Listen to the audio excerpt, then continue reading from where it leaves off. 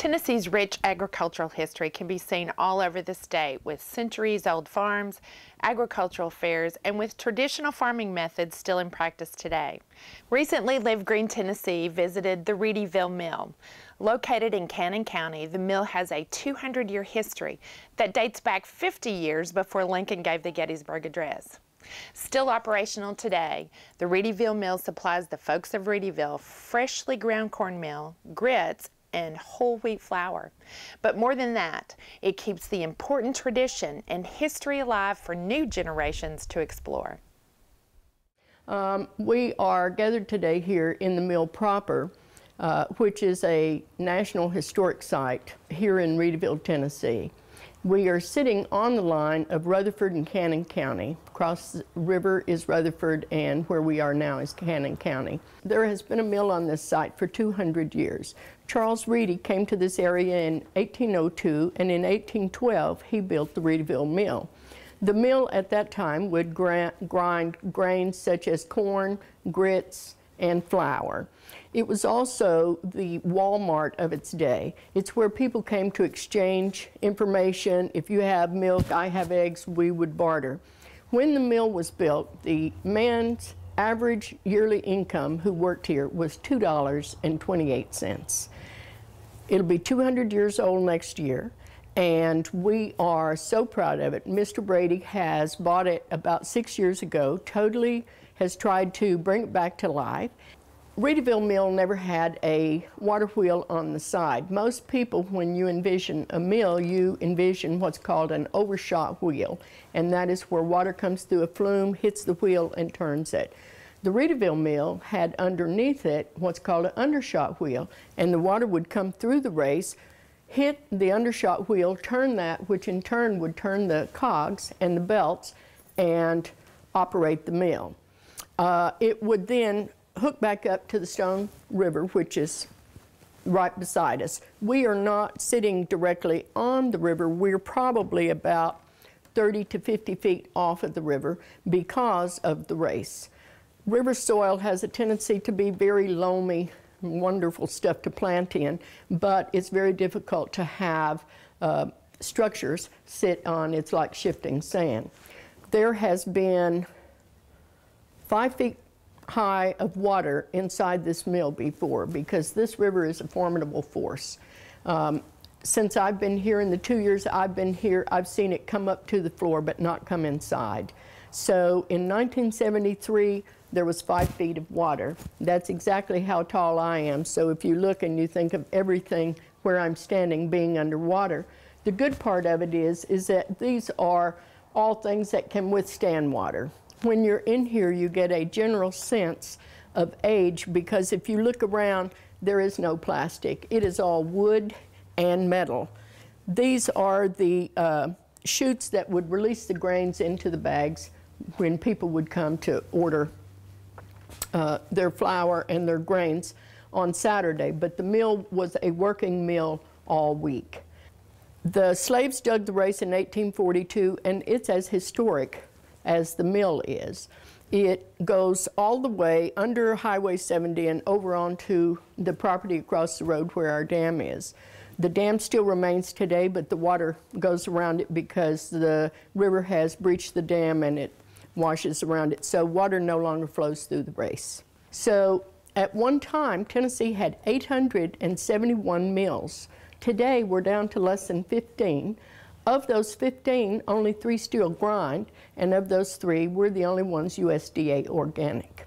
Being USDA requires more action than not. The reason is you have to get your corn off of certified fields, and to be a handler, you have to be certified yourself. Mr. Brady had to go to school to be a handler. Anytime you involve the government, they set certain specifications for you, as they should, for your food products. And what they do is they track us, because it would be very easy to buy 500 pounds worth of corn and sell 1,000 pounds worth of cornmeal. So to make sure that you sell what you bought, they keep tabs of how much you buy and how much you sell. And all that is a good thing. We don't carry anything that is not made locally. We try to get as much local as we can. A lot of artisans in this area. There are so many people who have free-range chickens, who have do rug weaving or whatever their art is. We try to promote that and to get as local as possible, because back in the day, no one was trucking it to this mill. It pretty much generated the bulk of it. Mr. Brady still uses the old equipment that you see here. The machines that he uses, one of them is 112 years old and one's 108. They are 36-inch stones, and he grinds the grains on Saturday morning, takes them to the kitchen where our ladies prepare breakfast for the community. Today, Mr. Brady still uses the machines that are here original to the mill. The first one is, these are Meadows mills, and there are two of them. One is 112 years old and one is 108. Inside these boxes are two 36-inch stones. One remains stationary and the other one turns, and that's what grinds the grain. Behind me is a 48-inch stone, and it has been turned up on its side to show the stone that would move. The shaft would go through that and turn those two big stones. The reason that they have a apparatus to lift that stone up, as you see it now, is so that when the stone got dull, they would take a file and sharpen those grooves back in there. So even grinding with rock, it would wear the rock down. When you brought your grain into the granary, we would pour it into a hopper at the end of the granary, and then a wooden auger would turn and force that grain over like through a flume into this hopper, where it would fall down, and these are called the legs. Inside the legs are straps with about a half cup, metal cup on it, and when the turbine would turn, it would turn those straps, which would pick that grain up and then take it to the fourth floor. Most of the posts in this mill are hollow because of the straps. Mr. Reedy's house is still standing. It's on Readyville Street, and it too is 200 years old, and it's still occupied. We are on a 6-acre campus.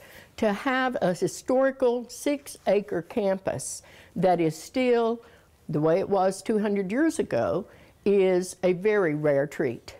It has been through many different hands throughout its 200 years, but to put it in perspective, Thomas Jefferson could have shopped here for 20 years prior to his death. A mill was on this site 50 years before Lincoln gave the Gettysburg Address, and 110 years before Lindbergh flew. The reason I say that is because it's not just old, it's really old. And it has produced the lumber for the neighboring communities to build the houses. It's produced the ice, it's produced the electricity, and today it is where the community gathers for breakfast on Saturday morning, and we do events here. So a lot of people get married here. The reason we do the weddings is to ingratiate the younger people to this site and their offspring, because each generation has to save it. These things are so rare that 200 years from now, no one will be standing at an Arby's showing you where the French fries were made. We're proud of the mill, and we want everybody to come and see it. We do school tours and tours for seniors, because these are the people that need to know about it.